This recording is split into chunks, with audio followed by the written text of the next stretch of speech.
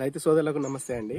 నా పేరు వినోద్. నేను ఐపీఎల్ బయాలజికల్ కంపెనీ ప్రతినిధిని మాట్లాడుతున్నాను వరంగల్ నుండి. ఐపీఎల్ కంపెనీలో ఉన్నటువంటి one of the best product 5G అండి. ఇది బయోస్టిమ్యులెంట్, జీవ ఉత్ప్రేరకం అని అన్నట్టు. దీంట్లో ఉన్న ప్రోడక్ట్ డిస్క్రిప్షన్ గురించి తెలుసుకుందాము.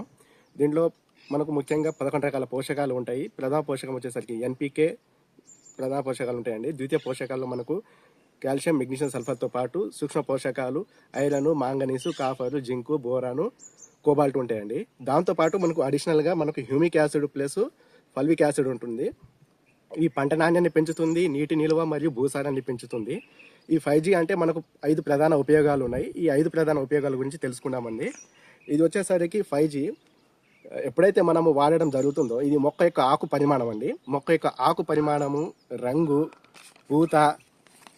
పూత మరియు కాయ సంఖ్యను పెంచుతుంది. రెండవ ఉపయోగం వచ్చేసరికి మొక్క యొక్క ఒత్తిడి స్థాయిని తగ్గిస్తుందండి. ఎప్పుడైతే మొక్క బెట్ట పరిస్థితులకు గురవుతుందో ఇది మనం వాడడం వల్ల మొక్క బెట్ట స్థాయి నుంచి కోల్పోయి నార్మల్గా దాని యొక్క ప్రాసెస్ స్టార్ట్ చేయడం జరుగుతుంది. మూడవ ఉపయోగం వచ్చేసరికి మొక్కలు వచ్చేసరికి కణ పరిమాణం పెంచుతుందండి. అంటే సెల్ డివిజన్ అంటాం. ఎప్పుడైతే ఈ సెల్ డివిజన్ జరుగుతుందంటే మొక్క యొక్క కణ పరిమాణాలు పెంచుతుంది అన్నట్టు.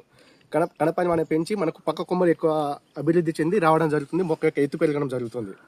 సో దానికి ఇది మనకు ప్రధానంగా దోహదపడుతుందండి ఇది. దాంతోపాటు 4వ ఉపయోగం వచ్చేసరికి మనకు క్లోరోసిస్ నష్టాన్ని నివారిస్తుంది. ఎప్పుడైతే తోట ఎరుపు రంగులోకి వస్తుందండి, తోట ఎరుపు రంగులో ఎప్పుడైతే వస్తుందో అప్పుడు దాని యొక్క పత్రహరితం, క్లోరోసిస్ అంటాం దాన్ని మనం.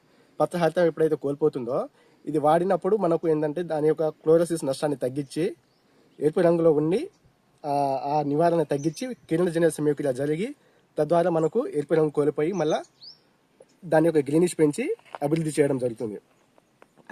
ఐదవ ఉపయోగం వచ్చేసరికి మొక్క యొక్క భౌతిక మరియు మనకు దీంట్లో 11 రకాల పోషకాలు ఉన్నాయని చెప్పుకున్నాం కదా. ఎప్పుడైతే దాని యొక్క భౌతిక మరియు పోషక నాణ్యత ఎప్పుడైతే అందిస్తామో అది యొక్క క్వాలిటీ అనేది పెంచడం జరుగుతుంది అన్నట్టు. న్యూట్రియంట్స్ క్వాలిటీ అనేది పెంచడం జరుగుతుంది. ఓకే అండి, ఇది మనకు ఎకరానికి వచ్చేసరికి 250 ml రికమెండ్ చేస్తాము.